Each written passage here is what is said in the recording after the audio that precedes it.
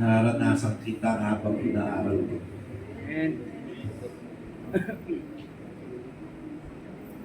Real, authentic worship.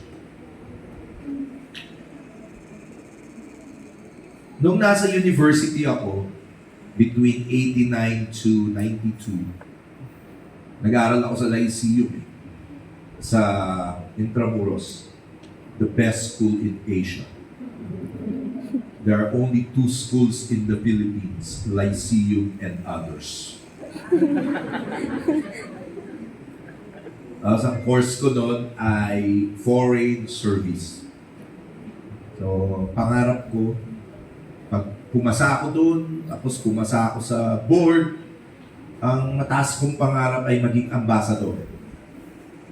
Kung hindi ako umubra sa ambassador, kahit maging consul na lang, pwede na ako. Pero kung di talaga ako umubra doon, travel agent. Pataas ang pangarap doon. Ambassador, consul, travel agent. So, ang siste ko doon, tuwing pupunta ako sa school, at uwi, magkukommute ako doon eh. Sakay ako jeep, sakay ako LRT, maglalakad ako, pauwi, ganun ulit. Maglalakad ako, sasakay ako ng LRT, sasakay ako ng jeep, bahay na namin.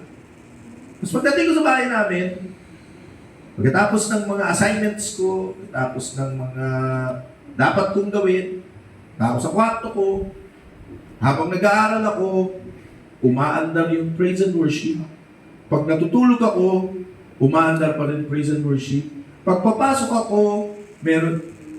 Ngayon, yun ay yung mga streaming na naka-earphone ka, sa amin doon, Walkman.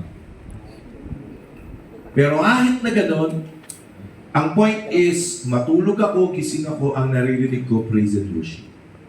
That is my experience and that is my training. Nung una akong maka-attend ng isang worship conference, in 1990 actually, was in Singapore. Wala sa Pilipinas na mga worship conferences. Kung meron man, madalang, tapos mahal. Pero pinapatulan namin yon hindi kami, alam mo ako, hindi kami mayaman, pero hindi naman mahirap, kasi hindi ako nagpapasponsor. Kasi, kailangan ako magbayad nun para lagyan ko ng halaga. Alam niyo ba, pagka nalibre lang lahat ng naupuan natin, hindi natin nalalagyan ng halaga. Pero pagka binayaran mo, tapos ikaw talaga nagbayad, inipunan mo talaga yung, ano lang to? Bawa, hindi ko alam magkano ang, alam ko, saksaan ng mahalang registration dito, 5,000 yata per second. So magpalagay na lang yung conference namin na 500 o 350. Hindi kwenta ko na agad dyan. Ilang Angel's Burger lang ba ito? Yung unang kagat, tinapay lahat. Kinikwenta ko na yon, tapos tinitiis ko talaga kasi para maipon ko, para makabayad ako sa isang gawain na alam ko may ginabang ko. That's my training. I don't know about you, pero mukhang naging effective naman yata sa akin. So yung university days, gano'n. Pupunta ako ng Singapore, ako rin nag-ipon noon. Nung time na yon, wala pang Cebu Pacific. Parang Victory Liner, puntang Singapore, or Saulo. Meron yata, pero ordinary bus. Yung nakakuha nun, matalino. Ito yung isa sa lesson na natutunan ko na hanggang ngayon, dala-dala ko. Kaya tingin ko yung binayad ko doon worth it kasi 1990, sino makakakwenta nun? Ilang taon na yun? 1990 to 2025. 35 years? 35 years ba? Tama ba? Nung pumunta kasi ko Singapore, 2 years old ako. So, oo nga, 35. Actually, hindi naman ako 37. 34. Ang bewang. Ang natutunan ko doon, worship is best caught rather than taught. Ano yun? Pag tinagalog, oo, pwede mo naman ituro worship, pero mas may dating siya pag yun ay nasalo nila. Kaya sa mga worship nights na pinupuntahan natin, ang pinaka-importante doon, masalo natin kung ano yung karanasan mo. A few days ago, tumugtog kami sa Kamsur. May tinatawag doon na Kaugma Festival. Nung ini-invite kami doon, it's a music festival. Nung ini-invite kami doon, nung minessage kami ni Ate Susan, we were actually in the UK. Kaya wala kaming idea na kung ano yun. Yun pala, it turned out, isang malaking music festival pala siya. Gano'n siya kalaki? First night, Arnel Pineda. Second night, Zian Lee. Kasi may beauty contest. Third night, The Ones. Tsaka sino pa ba yung... Basta, meron pa. December Avenue. Yung mga banda doon.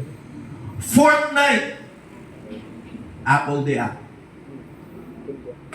Doon lang ako nakakita ng music festival na pinaka-climax, pinaka-dulo, worship festival. Tapos bigla nga ending, worship festival! Kami ni Ate Susan.